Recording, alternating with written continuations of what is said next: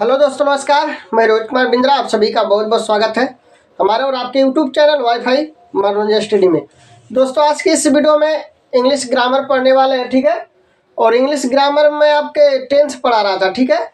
और दोस्तों, present perfect tense आज की इस वीडियो में पढ़ने वाले हैं। और प्रेजेंट परफेक्ट टेंस का जो नेगेटिव सेंटेंस होता है उसी का आज कुछ उदाहरण हम आपको बताने वाले, ठीक है। तो आप देख सकते हैं, आप मैंने हेडिंग लगा रखा है, ठीक है।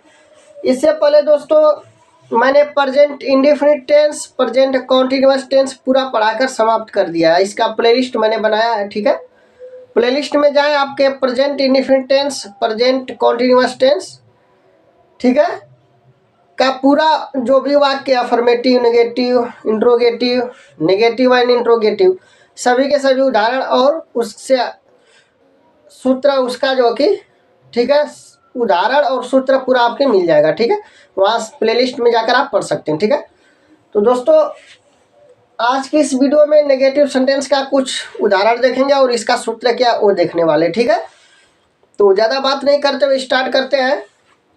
तो दोस्तों, यहाँ पर देख सकते हैं पार्ट नंबर 38 होगा इंग्लिश ग्रामर टेंस, ठीक है। Present perfect tense, negative sentence, नकारात्मक वाक्य। तो सबसे पहले आपके सूत्र लिखना है दोस्तों, ठीक है। सूत्र लिखने से पहले आपके बताना चाहूँगा कि जो प्रेजेंट परफेक्ट टेंस का जो सहायक क्रिया होती है वह दो होती है। एक तो होती है एज और दूसरी हैव होती है, ठीक है। समझ में आ रही बात। एक वचन करता होगा तो एज का प्रयोग करेंगे, बहुवचन करता होगा तो हैव का प्रयोग करेंगे, ठीक है।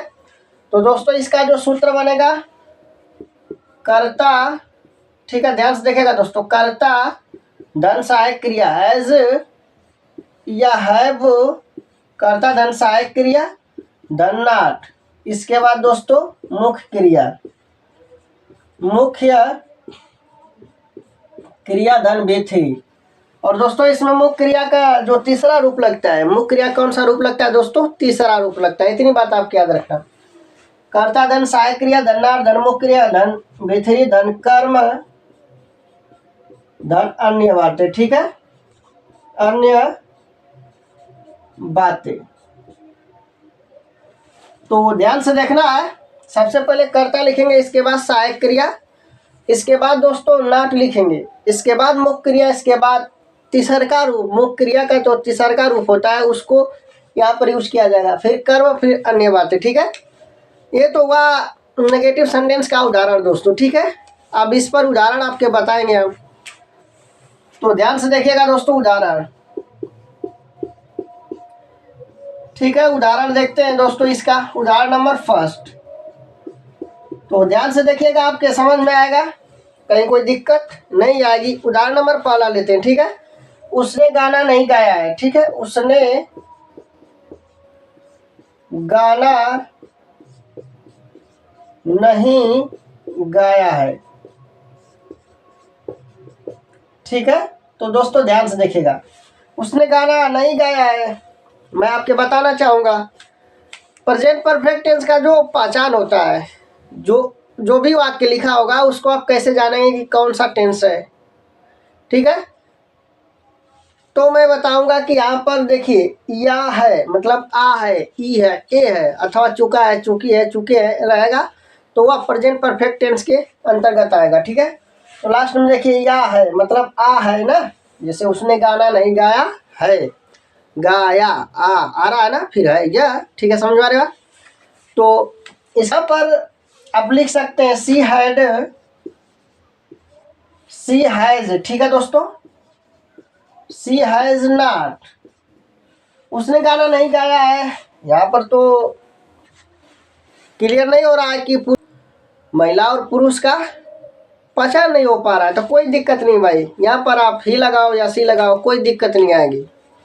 समझ में आ रही बात। तो मैंने यहाँ पर सी लगा दिया, सी हैज नॉट संग, SUNG, संग द सॉन्ग, ठीक है, द सॉन्ग। अब यहाँ पर संग कहाँ से आ गया दोस्तों? तो संग मुख्य क्रिया का तीसरा रूप लगेगा ना, सिंग माने गाना होता है, समझ में आ रही बात, सिंग माने गाना, लेकिन तीसरा रूप क्या होता है दोस्तों? संग होता है, संग। यहाँ पर देखिए सूत्र में मुख्य क्रिया का तीसरा रूप लगेगा ना भाई, तो संग लगेगा, समझ में आ रही बात। तो अगर आपके पास इंग्लिश ग्रामर की किताब है तो उसमें B1, B2, B3 मतलब मुख्य क्रिया का पहला रूप, दूसरा रूप, तीसरा रूप, पहला रूप तो आपके याद ही होगा, दूसरा तीसरा रूप आप याद कर लीजिएगा, ठीक है।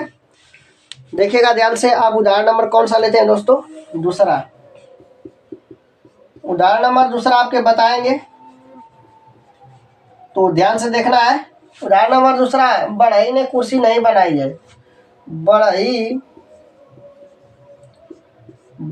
ने कुर्सी नहीं बनाई है। ठीक है दोस्तों, ध्यान से देखिएगा, बढ़ई ने कुर्सी नहीं बनाई है, ठीक है। तो इसकी अंग्रेजी कैसे बनेगी? सबसे पहले इसमें कर्ता लिखेंगे। कर्ता क्या आपके यहाँ पर? कर्ता बढ़ई है, ठीक है। तो बढ़ई का अंग्रेजी क्या होगा दोस्तों? The carpenter, carpenter. इसके बाद क्या लगेंगे दोस्तों? हैज के बाद क्या होता है? नाट, ठीक है। हैज नाट। इसके बाद दोस्तों मेक माने बनाना होता है, लेकिन तीसरा रूप क्या होता है? मेड होता है। मेक माने बनाना होता है दोस्तों, लेकिन मुख्य क्रिया का तीसरा रूप लगेगा ना यहाँ पर, तीसरा रूप। तो मेक का तीसरा रूप मेड होता है, या मेड याद रखना, ठीक है। ठीक है। The chair, CHAIR, the chair, full stop, ठीक है। यानी दोस्तों आपके समझ में आ गया होगा, बढ़ई ने कुर्सी नहीं बनाई है, इसका अंग्रेजी बनेगा the carpenter has not made the chair. समझ में आ रही बात? उम्मीद है कि आपके समझ में आ गया होगा, ठीक है। अब दोस्तों ध्यान से देखिएगा, ये तो उदाहरण नंबर दूसरा हो गया। अब उदाहरण नंबर कौन सा लेते हैं दोस्तों? तीसरा, ठीक है। ठीक है, उदाहरण नंबर तीसरा, मैंने तुम्हारा पत्र नहीं पढ़ा है। मैंने तुम्हारा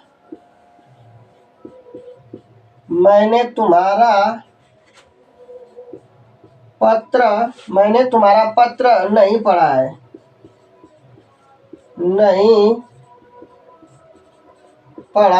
है। ठीक है। तो तीसरा का उदाहरण, मैंने तुम्हारा पत्र नहीं पढ़ा, ठीक है। इसको कैसे बनाएंगे? तो सबसे पहले इसको अंग्रेजी में बनाने के लिए दोस्तों अपने को क्या चाहिए? कर्ता चाहिए। तो यहाँ पर मैंने की अंग्रेजी क्या होती है? आई होती है, ठीक है। कर्ता हमने लिख लिया। इसके बाद नंबर किसका आता है दोस्तों? हैज या है।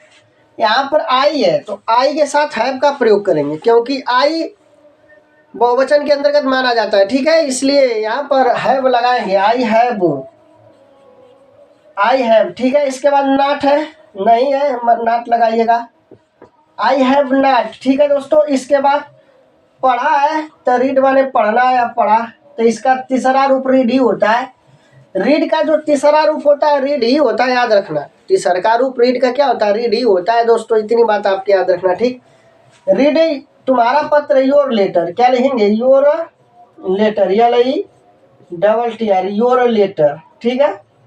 तो दोस्तों मैंने तुम्हारा पत्र नहीं पढ़ा है, इसकी अंग्रेजी क्या बनेगी दोस्तों? I have not read your letter. उम्मीद है कि आपके समझ में आ गया होगा। तो इसे भी आप नोट कर लीजिएगा, फार्मूला है ना, इस फार्मूले के अच्छे से याद कर लीजिएगा। इसके बाद इसे आप अंग्रेजी में आराम से कन्वर्ट कर लेंगे, ठीक है। नंबर चौथा हम आपके बताते हैं, ध्यान से देखिएगा, ठीक है। उदाहरण नंबर 4, तो यहाँ पर 4 नंबर लिखते हैं भाई, लिखिएगा। उदाहरण नंबर 4, हमने ऐसा जानवर नहीं देखा है, ठीक है। तो दोस्तों उदाहरण नंबर 4, हमने ऐसा जानवर नहीं देखा है, इसकी अंग्रेजी क्या बनेगी? बताते हैं कैसे बनेगी, ठीक है। ध्यान से देखिएगा। सबसे पहले तो हमने ऐसा जानवर नहीं देखा है, तो हमने की अंग्रेजी क्या लिखेंगे? वी लिखेंगे। सबसे पहले सूत्र में कर्ता हो गया। इसके बाद वी क्या है दोस्तों? बहुवचन है, तो हैव लगाएंगे, क्या लगेंगे? हैव। समझ में आ रही बात? क्या लगेगा दोस्तों? हैव लगेगा, ठीक है। अब दोस्तों ध्यान से देखना है आपके, ठीक है। वी हैव, इसके बाद दोस्तों क्या करना है बताते हैं आपके। कर्ता धन सहायक क्रिया, इसके बाद सहायक क्रिया के बाद नाट है, तो नाट लगा लीजिएगा, नाट। वी हैव नाट, इसके बाद मुख्य क्रिया का नंबर है, तो मुख्य क्रिया इसमें क्या? देखना।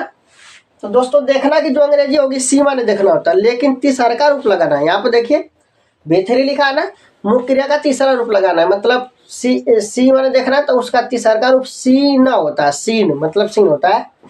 आई have not seen, yes double n, seen, ठीक है। Such, such as, sorry such as, such an, ऐसा जानवर है ना दोस्तों, तो इसकी अंग्रेजी होगी सच एन एनिमल, एनिमल,